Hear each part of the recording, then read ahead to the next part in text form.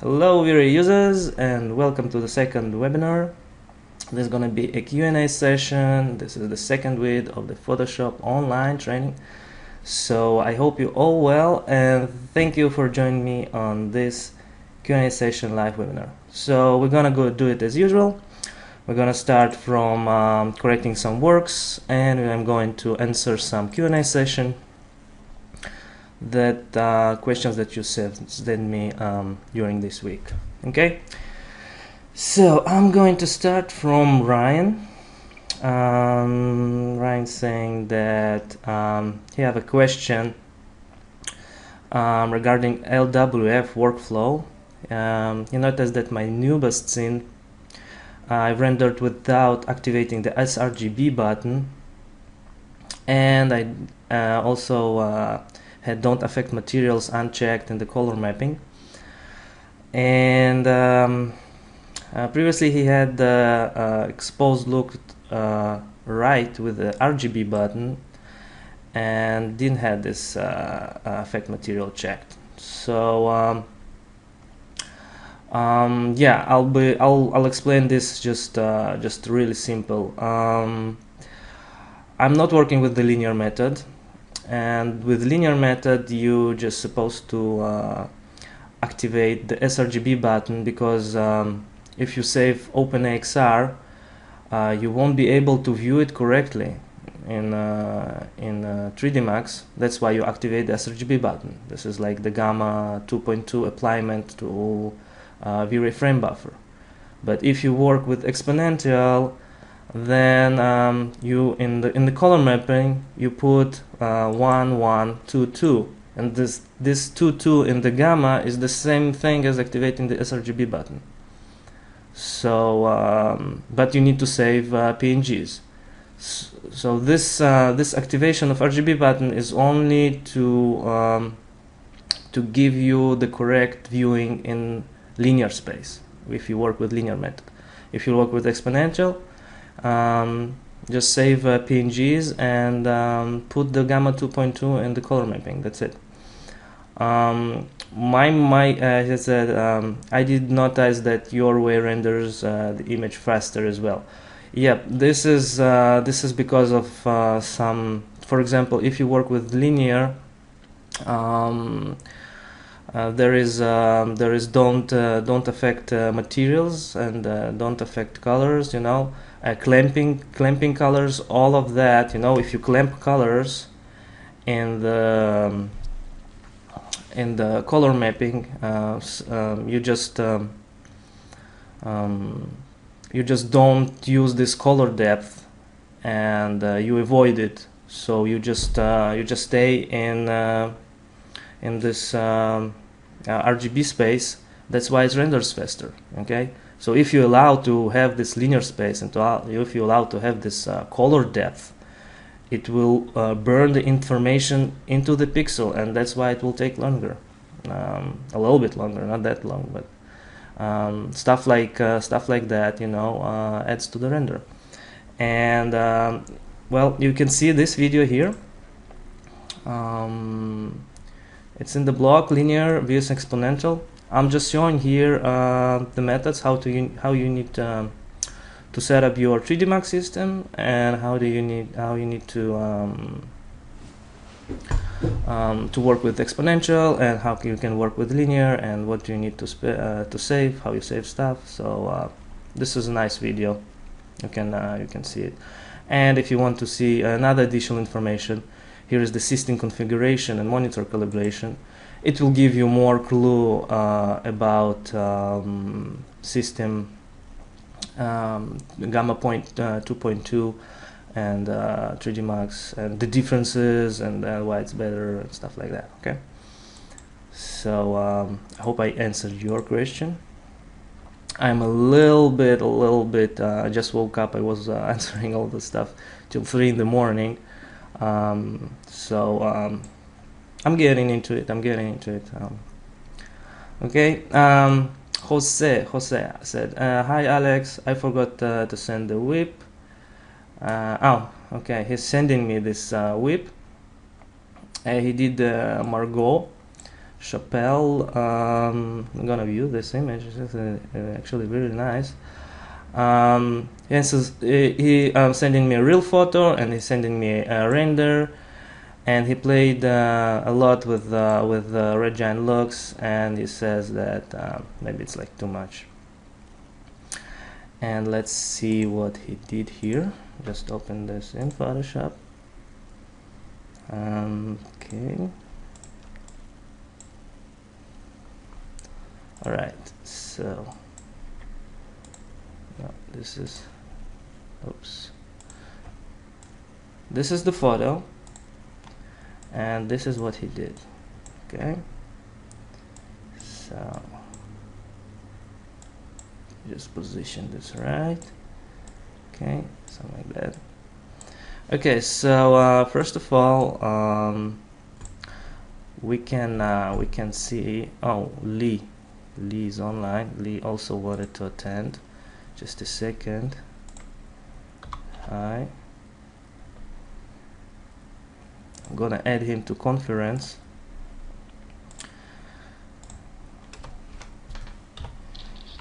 I'm adding you to conference. Hi Lee, please mute your microphone because we are on mute mode. So you okay? So we we all can hear you right now. So all right. Okay. So I've started already. I'm recording this. You just missed only one question. All right. Okay. I'm continuing. This. Can you see this? This is our conference here. I'm sorry, everybody. Just we want to have Lee here as well. Okay. You see this link, Lee? I sent you from the conference session. This is the screen sharing. Okay. Here it is. Press it, and you'll be able to see what I'm doing. All right. Just type me if you want to ask something. Okay, I see you have joined. All right, good. Great. Now we can continue. Okay, so this is Jose. Lee, please can you just mute your microphone? We can still hear you. Okay. Great. Okay, so Jose sent me 2 images. Well, he tried to achieve. It's really nice here. And well, as you can see, this got yellowish, and this got greenish color balance. Okay, so let's do some corrections on this one. Well, you probably know this option called variations. You see here lots of nice variations here. So if we just take this image and we add, we need to look at this image at the source. This is our current pic, and this is the original. So you can add. We have already added a little bit yellow. We can add a little bit. We can make it lighter, something like that. Well, green. No, green was too much. Maybe more red, something like that.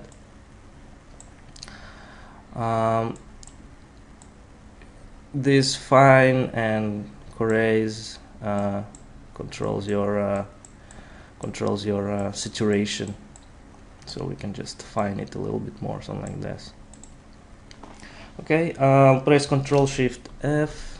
I'll get my opacity panel, and I'm gonna get it something like that. Okay, it's okay. It's in direction. It looks not that similar, but it's a good direction. Okay, so what we can notice also, we got here a little bit lighter exposure, a little bit lighter illumination, so we can just check this. Okay, I think someone forgot to mute his microphone, and I got feeling this is Lee. So Lee, please could you just mute it, just turn your microphone off, you know. Okay, great, thanks a lot. All right, here we can use the gamma exposure, as you see here. to match a little bit balance. We can use also the exposure here, but something like that. Well, actually before it was better. Okay, I know what I need to do. I need to use my technique of recapping the shadows. Okay, so I'm gonna duplicate this layer. I'm gonna go to shadow highlights. I'm going to reduce the amount a little bit, something like this. I can also play a little bit with exposure here, and just add a little bit of exposure, something like this. Okay, and now double click on the layer. I'm gonna press Alt here, and I'm going to remove everything, all the colors, all the brightened colors, something like this. Alright, someone sent me a message. Is everything clear? Somebody wants to join? Oh, no worries, Lee, all cool. Okay, so to hide and to unhide, just to show you, you see I only recapped the dark shadows. Well, you already saw that, you already know this method. So I'm gonna just reduce a little bit of opacity, something like this, about 50%, just to match this exposure here. And okay, good. It's a good direction. I'm gonna leave the background always just to show you how we started, but I'm gonna mesh those layers. Okay. The next thing, we can also check the curves. If the curves is in right contrast, if we're getting a right contrast, because we can see here this part is way contrasted than our exposure, something like this. Okay, yes, I'm bringing back a little bit the darkness. Okay, so maybe at the first stage of removing the darkness, I probably need to go higher. Okay, but this is, so I'm gonna showing you the methods how to apply this. Okay, this also we can use like with 50% of opacity. It's a little bit too strong. Okay, I'm gonna merge it down and I'm gonna duplicate it again. Okay, now want to show you some nice plugin. It's called Color Efex Pro 3. As you see here, I'm just gonna go quickly on you see the styling that this plugin provides. It's a different colorization, and it's a different designing styles, color styling for your image, you know. And here at the corner you can see the difference. For example, film effect, you know, here you got controls. You can control the grain, the brightness, highlights, stuff like that. I really love this plugin. It got so much different colorizations here, and it can add a lot to your image. I'm just clicking and showing you the options that this plugin can provide. Oh, this is wicked. This is something that I never use.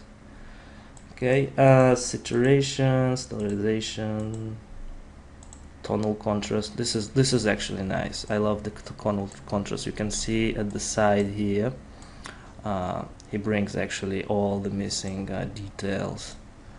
Really nice. I think I'm gonna use that. Okay, I think I'm gonna use this tonal. I'm gonna click OK, and you see tonal contrast. It's already created the layer. Okay, so if we just take a look at this image, we got really nice textures on the ceiling, and the texture here does not match this table. The reflection here is a little bit too much on the bench. something with the door here is a little bit wrong. We can see very strong chromatic aberration, green line here, and we can see the red line here. I mean, it's a little bit too much of chromatic aberration. Also, the image is too small. Just next time send me bigger images. But we can see the nice expression of details on the ceiling. Well, of course, the whole image went grainy because it brought all the details from the wall. So what you can do, we can create the map, the mask, and we want to have only the details on the ceiling. So we're just gonna draw like this. We're gonna draw this gradient, and as you see here, we only get our details upstairs on the ceiling. Can also reduce maybe a little bit of opacity, something like that.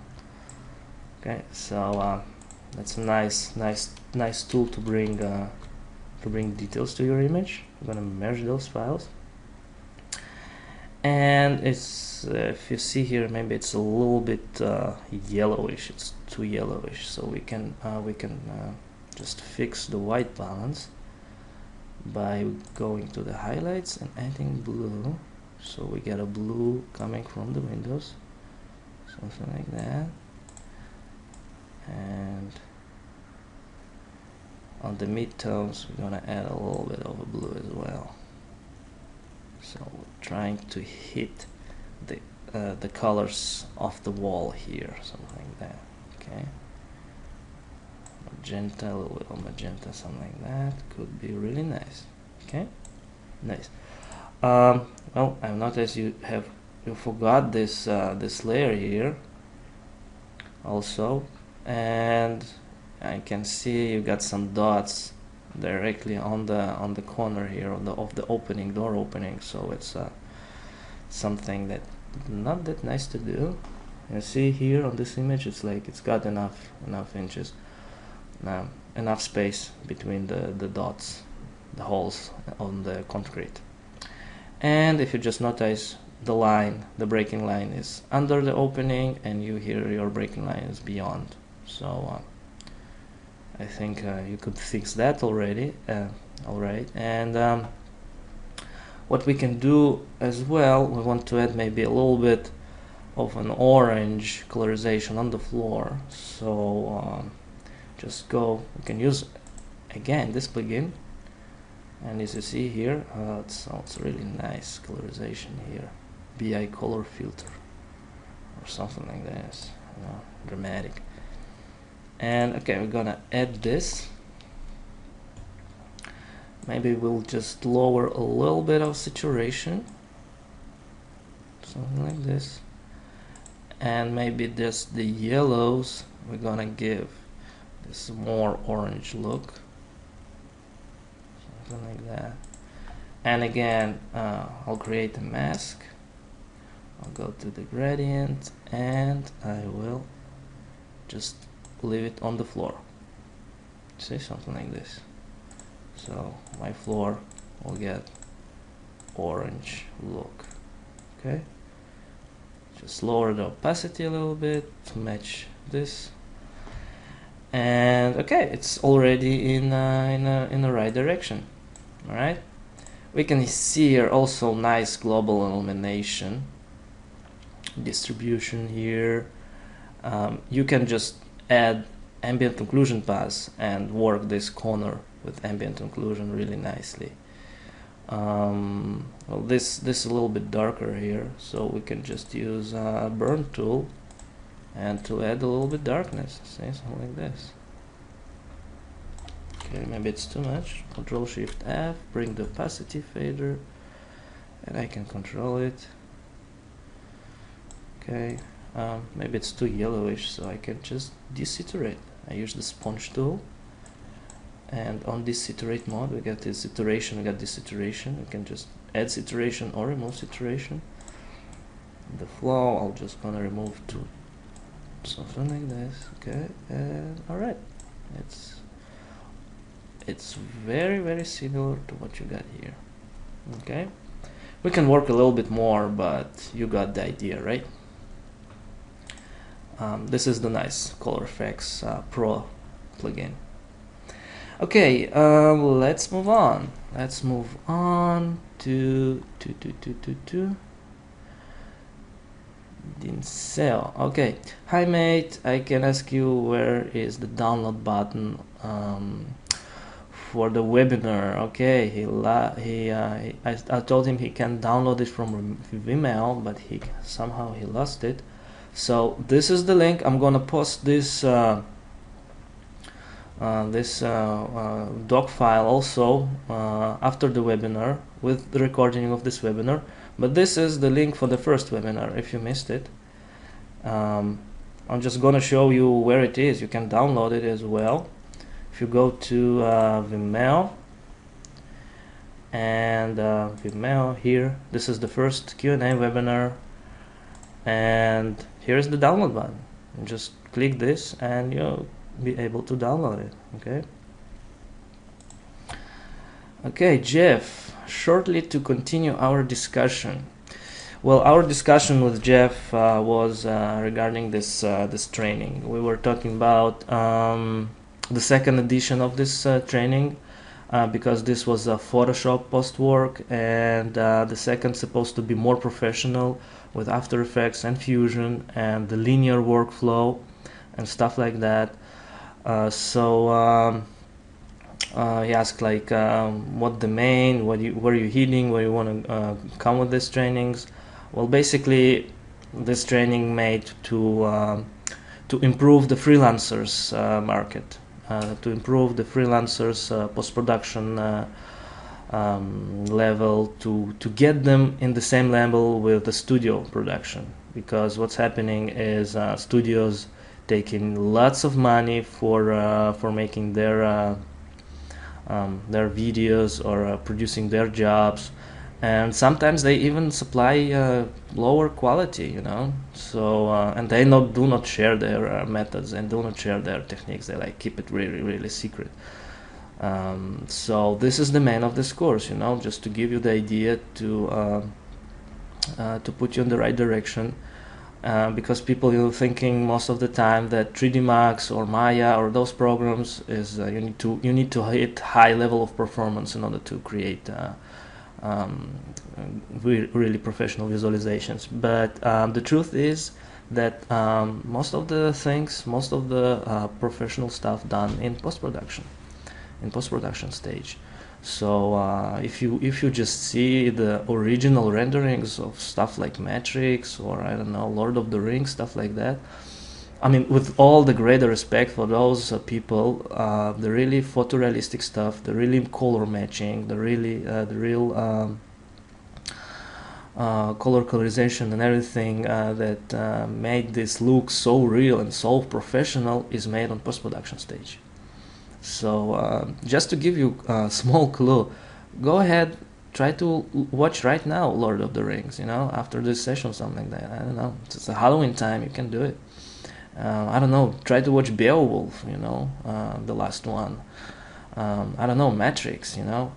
When I'm watching these movies right now, I'm saying, man, it's like I can see all that combination, I can see all that 3D, and I'm sure you will as well, because back in those times it was that you could not see that, but right now I'm pretty sure you will. So he was this was our discussion, and he wrote me that with the upcoming rise of GPU technology, fortuneless will quickly shorten themselves between the two worlds. The two worlds is the freelancer worlds and the studio production, or at least freelancers at the same level than small ArcViz studios. Next question: what future for those studios? In my opinion, they will force to adapt themselves to other fields such as 3D impression or hologram technologies. Well, first of all, 3D impressions and hologram technologies, it's something that will take a little bit more time, because from my experience, once I tried to push the interactive 3D stuff, you know, I was working with Lingo and Director, and I was exporting from 3D Max W3D. So it was made, basically I could export the whole scene made in low poly and program the camera movements with the Lingo programming language in Director. Director, I think it's from Macromedia, now it's Adobe, but back in those times it was Macromedia. And you know, I was surprised to discover that people preferred to have one 3D visualization, only one image, instead of having one interactive room that you can, you know, 3D, that you can walk, you can choose the walls, you can choose the color of your I don't know, floor. You could switch, you know, parquet, marble, stuff like that. You can choose textures, you can modify actually your room. And the thing is that people being very conservative about this stuff, and they like the clients prefer to have something that they know, and this is 3D images and 3D movies. They just have, you know, it will take a while to 3D and hologram technologies to get into the market, because right now it's not in that photorealistic level. I mean, it is, but you know, still you can get with 3D images. You can sell 3D images better. This is what they're looking for. They look to sell. They look to make something that look wow, that look very impressive and beautiful. And this is where you come into the image. This is where you come with your artistic and stylistic skills, because studios looking to match that look to their campaign. I mean, if the architect comes with certain design look, certain color, something like that, and they go through the works, your works. You know, for example, if you said an application with your stuff, and then it matches that the colors and the look and the style that this production studio or advertisement agency want to get in order to sell those future buildings. You know, they will hire you, they will take you. So the thing here is to have this unique style, and to have different variations of unique style. So you'll be able to say, okay, I can do really photorealistic stuff. I can do less. I can do you know. Sometimes it's architects not looking for photorealism. They're looking to have something abstract, you know, in order to sell the projects. This is basically the difference between selling something that got already budget and will be built, or just selling the idea. If you want to sell the idea, most of the time you don't go into photorealistic stuff. You just want to leave this abstractic, you know, just not to get too messed with that. Okay, the tip here is just go into your nearest magazine shop and buy some magazines of architecture and interior design, stuff like that. See how the photographers work. It's the same thing that that the agency is looking. It's the same thing that will get you into this market. Will get you those projects. If you could match the camera angle, if you could match really nice artistic post-production look, colorization, stuff like that, you know. This is what the agency is basically looking for, to have something for the same price, right? But something unique and something that will different you from the others. So post-production work is the key to this success. Okay, I wrote this, but in other words, I did not read it, but you can read it afterwards. Okay, Hose sent me, always searching for the net a good about interior view lighting tutorials, and also find all your videos very helpful, but somehow the video about the building lighting system in a room at the night with spotlights, tables, curve lights and TV on. Well, he wants to have he wants me to do some tutorial about night visualization. That's a nice idea. I think you meant to something right here. I have created this Nubo Core project. It was a nice project, and I also included night scenes right here. You can just view it in the big screen. So this looks like TV, right? And we got here some lighting and stuff like that. I'll sure do a tutorial about setting the night visualization. And the moment you can get this with the ebook, and you can just see how I created this night setup. But yeah, in the future I will definitely do a tutorial about this configuration. Okay, Emmanuel is asking tutorial about white balance, and he wants to get the perfect combination and correct balance between the V-Ray sky and the environment. Okay, this topic I was preparing for a long time. I need to shoot another few videos, because here I need to explain how the real photographers do their white balance. It's pretty similar to 3D Max, it's pretty similar to the 3D world. If you know how to correct your white balance with real reflex camera, you'll be able to set it with V-Ray as well, because V-Ray's got all the right buttons, F number, shutter speed, all this stuff, and of course the white balance button there as well. So I need to show first of all how the real photographers do it, and then I'll show it how you can do it with V-Ray physical camera. This will be also upcoming. Virginia asking, he missed the last webinar and she wants to send another questions, and she asking if it's not too late. Sure, it's not too late. There's gonna be next week another webinar for those who missed the first one.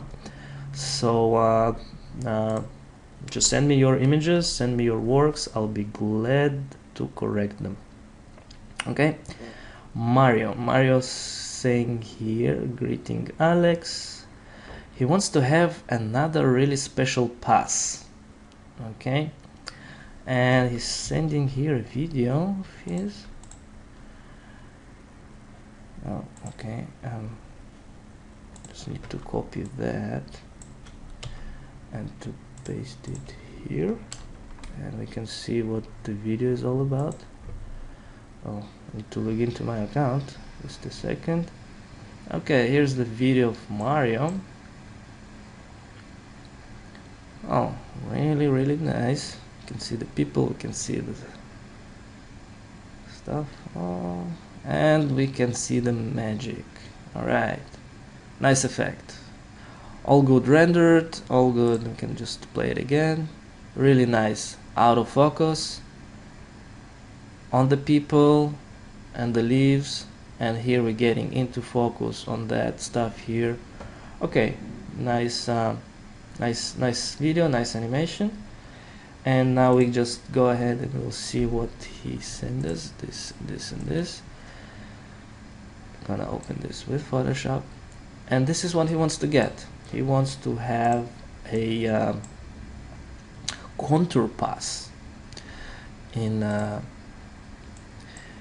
3D Max with V-Ray. So you can see this is the original. It's very sharp, and by using this contour pass, you get a really nice soft edges. Okay, so as far as I know, there is no contour pass.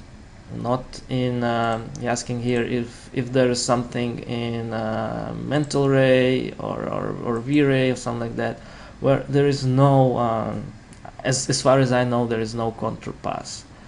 But if you open 3D Max, you can work this with V-Ray Tune. Okay, V-Ray Tune, and I'm just gonna show it to you how you can do it. Okay, I prepared here.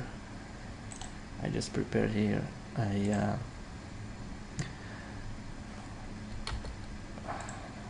Just a second. Okay. I prepared here some balls, some spheres with floor as a plane and to another plane as a walls. I'm just gonna hit the render and see. Oh, okay, just a second. I need to activate my V-Ray license. Chaos group. V-Ray license. Okay, here we go. I have V-Ray right now. Yes, I have V-Ray. Okay, let's see what it is. This is what you can get. This is how you can get it, and just let me show it to you how I did it. Okay, I'm gonna bring this back to the V-Ray materials.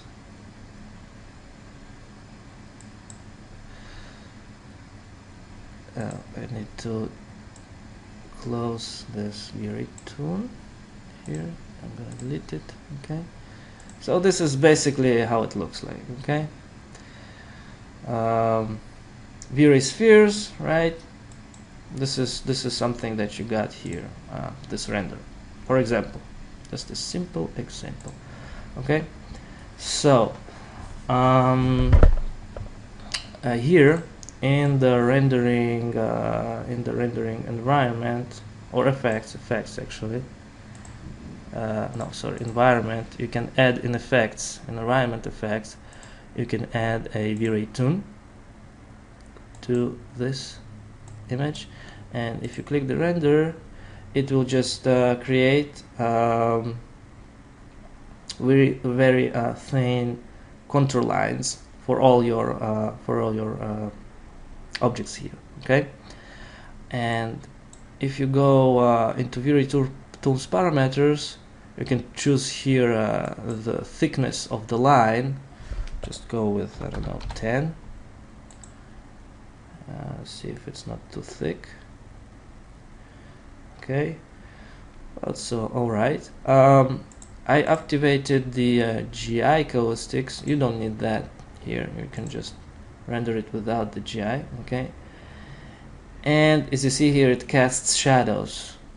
So in order to remove that, you just need to apply a V-Ray light material to this to all those objects. Okay, and it's a little bit too dark, so I'm going to put maybe 20. I don't know. Okay, maybe a little bit more, like 30. Okay, 30 is enough. And if you see, I'm using planes, so they like flipped backwards. But if I just emit light on the back side, I will get to expose those planes from the both sides. Okay, so this is how you get this this pass. We can actually save it. Let's call it contour. Okay, I'm gonna save this as JPEG. Okay, best quality.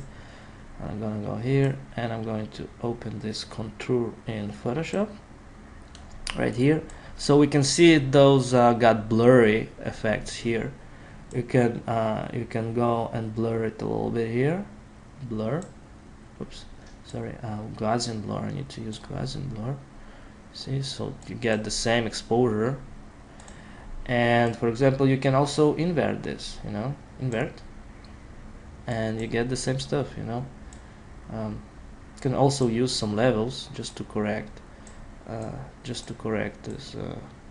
Something like this. Okay. And this is very similar to this one. Okay, I'm not gonna save this. I'm just gonna close it. How you use it, you probably know, but if somebody was wondering how to use it, no, oops, I'm gonna delete this, and this I don't need. Okay, how you can use this blurry stuff on this sharp grapes. I'm gonna duplicate this layer. I'm going to go to image layer mask, reveal all, and then I'm gonna go here and I'm gonna use this as a mask, right? I'm gonna Control A, Control C, and I'm gonna go back to this. I'm gonna go to channels and I'm gonna paste this into this channel. Okay, so as you see here, it got all red exposed because I need to show this, and here it is. Now I'm going to go to this layer and I'm going to use I'm going to add blur, Gaussian blur. So you see here the mole blur gets too much. This is too. I can just look at this image and try to match this blur. Okay, something like this would be fine. Around 3, maybe 2. No, 3 is fine. Okay, this is Control D to deselect. This is how you do it. You see, it's very similar to this one. This is how you use this pass. Alright, hope you don't have any questions. If you do, just go ahead and ask. Okay, let's see what we got here. Okay, the next, Muhammad send me his works. Here it is, the works of Muhammad.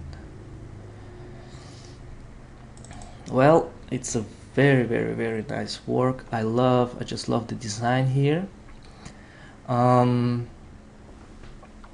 Thanks for sending me this in a big resolution. You know, we just can zoom it, you know, and see all the details here, and it's really nice.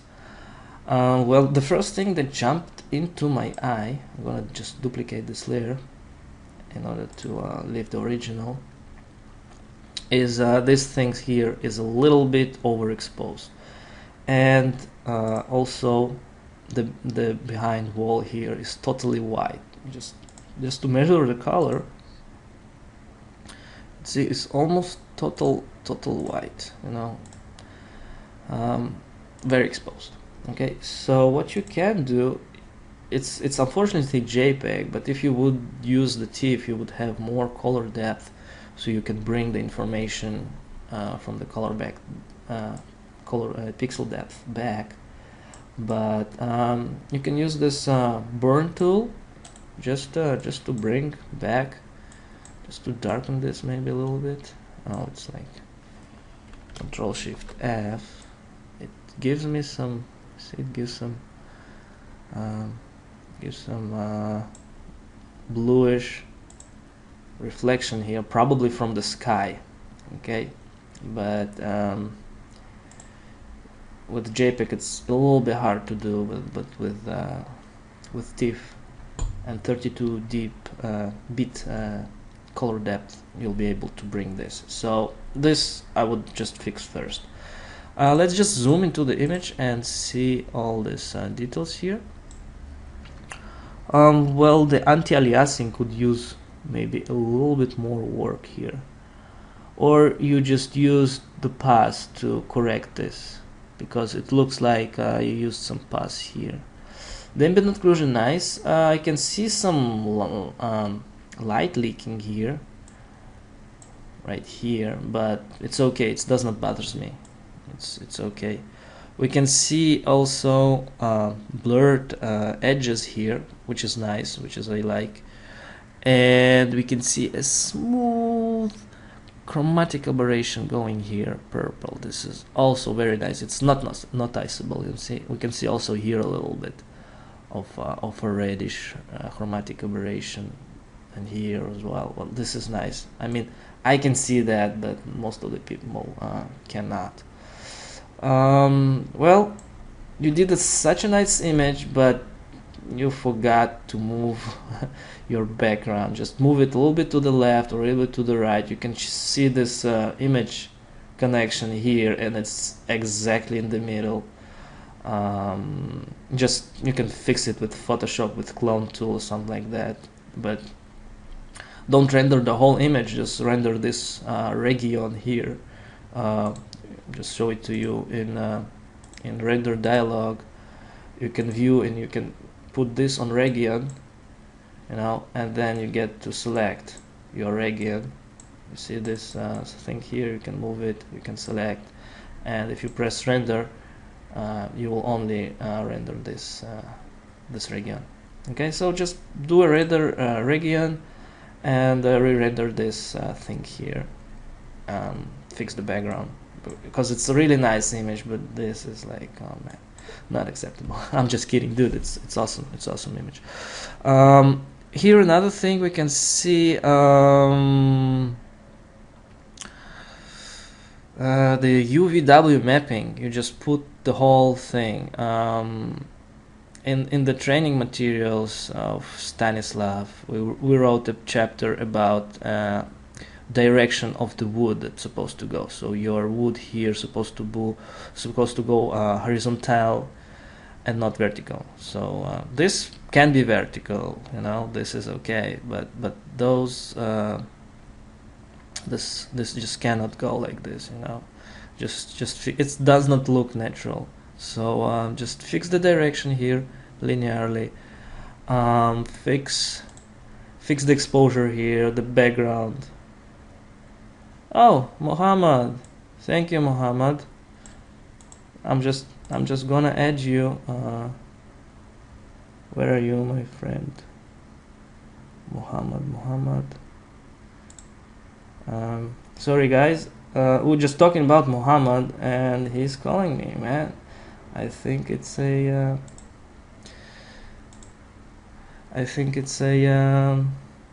telepathy. We have this this connection. Hello, Mohammed. Can you hear me, man? Hello. Oops. We were just talking about your stuff. Can you hear me, Mohammed? I'm gonna send to you.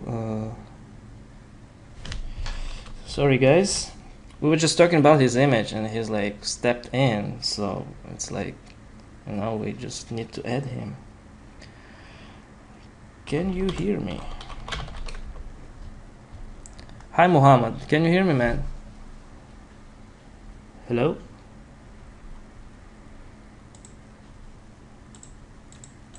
We just did all the webinar. You just late a little bit, but don't worry, I'm recording it. So here's the link. Oops, it's not the link. Where's the link? Where's the sharing link? Oh, here's the sharing link. And here you go. Join us, Mohammed. Okay, this is the link. I don't know if you can hear me, but I hope you do. Okay, so we were just talking about your image. Just let's us continue to this image, and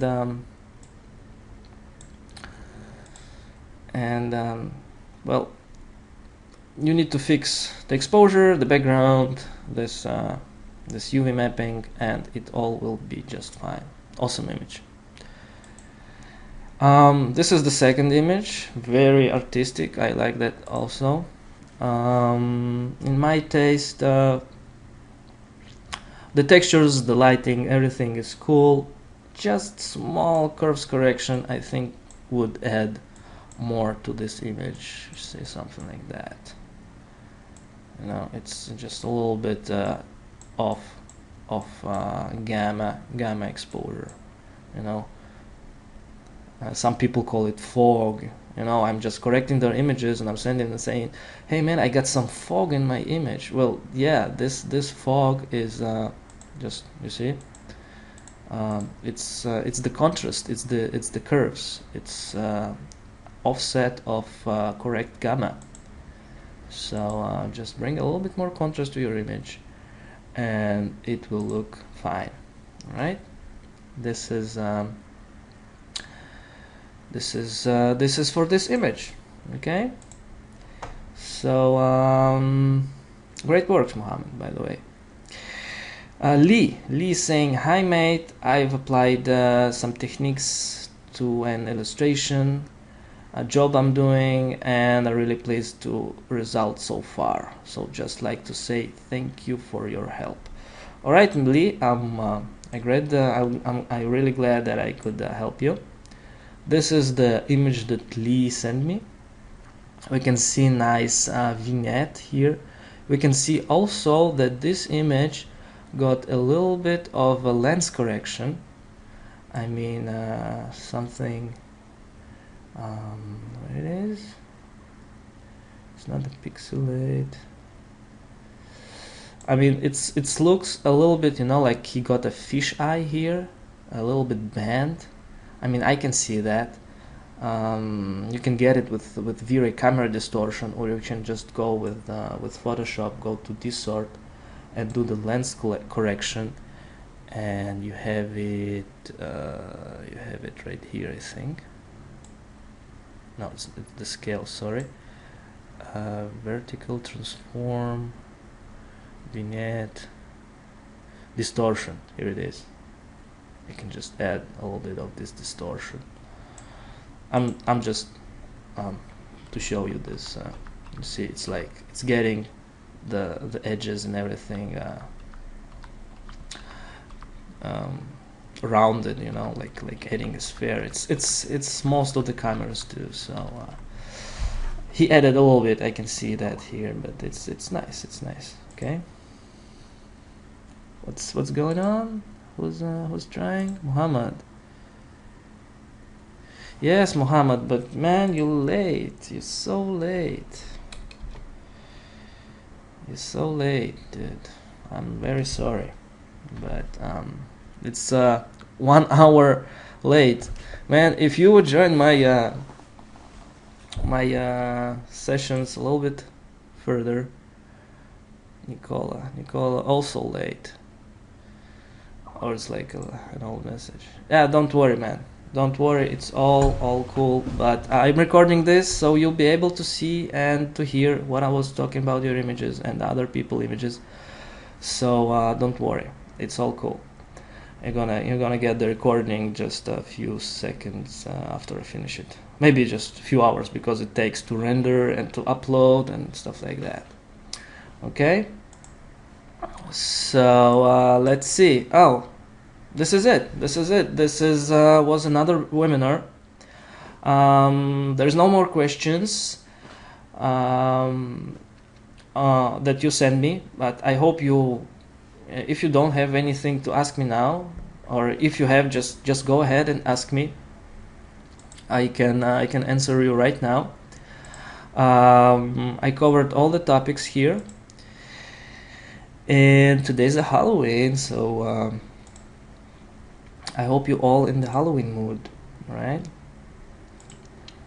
So Lee is writing something. I hope it's a nice question. I hope you enjoyed this webinar, guys, because I showed you here some nice techniques and nice solutions for your problems. And you can just go ahead and send me your images for corrections. Send me more of your questions. I'll be more glad to answer them and to help you to solve your problems and to get you to another professional level, so you could stand against those big production studios making big money, so you can earn a little bit more and be professional in everything you do. This is my core here. This is my motivation to share the knowledge with you, and I hope I'm doing this right, and I hope I'm reaching the whole people that can get this information and improve their 3D skills. Okay, thanks a lot. And yeah, I mean, you got nice reflections here, man. This is nice nice work. I like it. What you could do, lights reflections. You can add definitely a little bit more light reflections, because I see here some light, probably V-Ray plane or something like that. Well, by the way, what you can do if you just create a sphere, you know, with not a sphere, like a circle with lots of spherical lights, you know, and you put it up on your character, you know, like they do in fancy R&B clips, you know, where they get with sunglasses or something like that, and those lights get reflected in those sunglasses. You see the circles, stuff like that. Yeah, so you can, yeah, no, not the disco light, not the disco light. It's but you know what I mean. Not the sphere. I mean, like, create a circle, put some spheres around it, and just check up R&B clips. You know, I think Justin Timberlake has got something like that. You know, when he like got some sunglasses, and you can see those multiple lights reflecting in those glasses. So it could be cool um, to have something.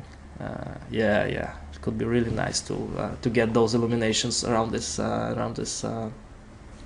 nice model. It's a cool, nice Chinese guy. I mean, Japanese. I don't know. It's a robot, but it looks like a ninja man. He's like, hey man, I'm gonna kick you in the nuts. Really, really nice. Okay, man, great modeling. I just love this. I just love this character. Okay. All right, guys. Wish you a happy Halloween and spooky night. I got you. I hope you all got your costumes and everything, and I hope you get to party all good today, because we all need to party, and just to have a break from our everyday's life. And today is a really nice day to do that. So I wish you all well. I wish you all good parties, good celebration, and happy Halloween. So I hope to see you next time. Send me your questions, send me your images. I'll correct them, and I'll answer everything you want to know. So I hope I'll have the answers for your questions. And this is it. This is end of the second webinar, and see you the next time. Okay, this was Alex, your V-Ray guide. Hope you enjoyed that.